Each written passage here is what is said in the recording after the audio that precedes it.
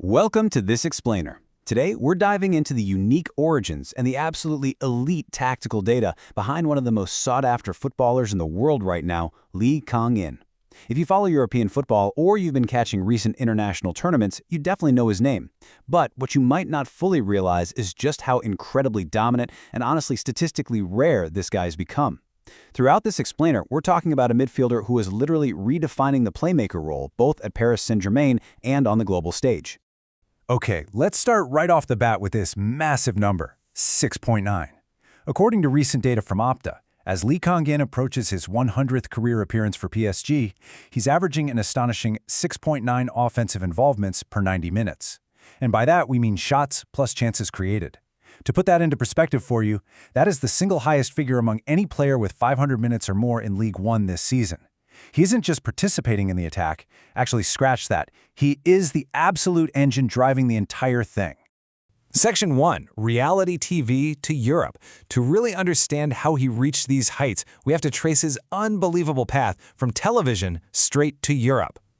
Condensing 15 years into a single timeline really shows you a relentless climb.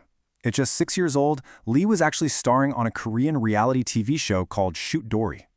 His raw talent was so undeniable that scouts from the Spanish club Valencia literally spotted him on television. No way, right? By age 10, he and his entire family moved across the world so he could join their academy.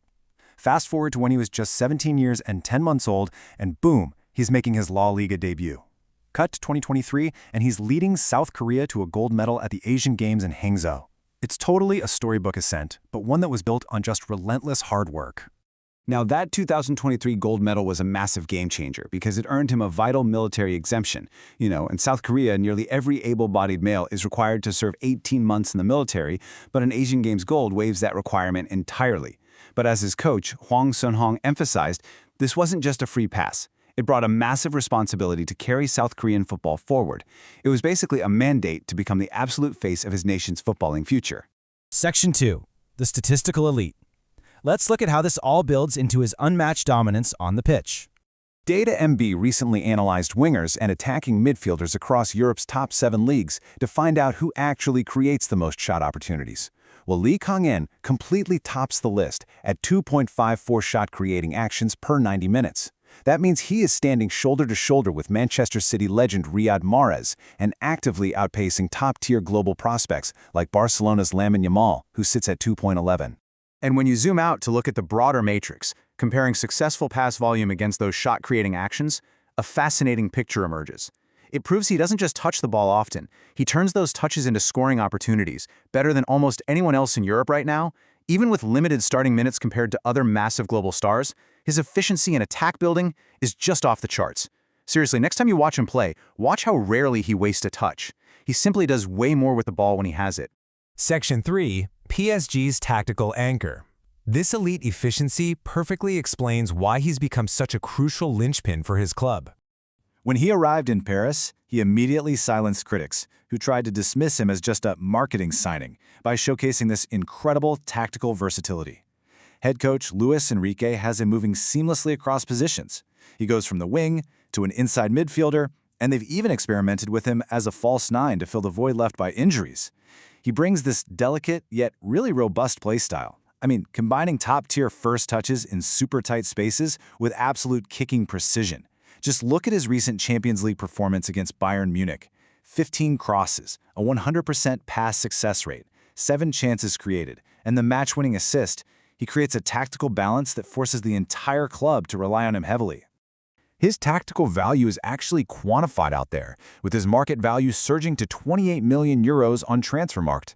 This completely tops the chart for South Korean players right now.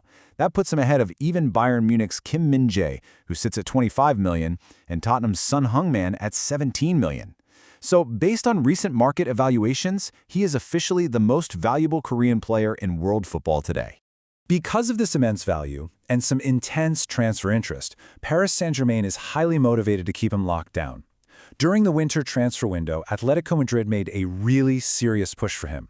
And get this, it was driven by their sports director, Matteo Alemany, which happens to be the exact same man who gave Lee his professional contract back at Valencia. To block this move, PSG is reportedly rushing to secure their star with a massive 15 billion won pre-tax salary offer. Coach Luis Enrique even stepped in personally and told the club not to accept any outside offers. Section 4. World Cup 2026 star.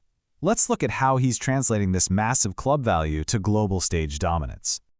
Just look at his absolute domination of the Czech Republic in the opening match of the tournament. The data analysts at FlashScore gave him a massive 9.1 rating. That was the highest of the tournament's opening day. He posted a flawless 100% passing accuracy, hitting 38 out of 38 passes. He pulled off 5 successful dribbles, while the rest of the players in the entire match only managed 6 combined. And despite his relatively modest height, he physically dominated the midfield, winning 71% of his duels against much larger defenders. However, the tournament also brought a massive challenge, which was a 1-0 loss to host nation Mexico. But this match featured an incredible subplot. It was a reunion with Mexico's head coach, Javier Aguirre, who actually mentored Lee at Mallorca from 2021 to 2023. It was under Aguirre that Lee's potential truly exploded and led to his PSG transfer. After the hard-fought match, Aguirre had this warm, fatherly joking about Lee's hair dye, which contrasts so sharply with Lee's laser-focused mentality on the pitch. Because following that narrow 1-0 loss to Mexico, Lee's ultra-serious, fiercely competitive response perfectly highlights his relentless drive. When he was asked about facing his former mentor, he simply stated, "He is just an opponent." That's it. Even though he picked up an early yellow card in the 4th minute of that match, he never backed down, recording an 88% pass success rate and winning his duels. His unyielding focus is on winning above all else, and he noted that he was extremely regretful about the loss and fully vowed to bounce back.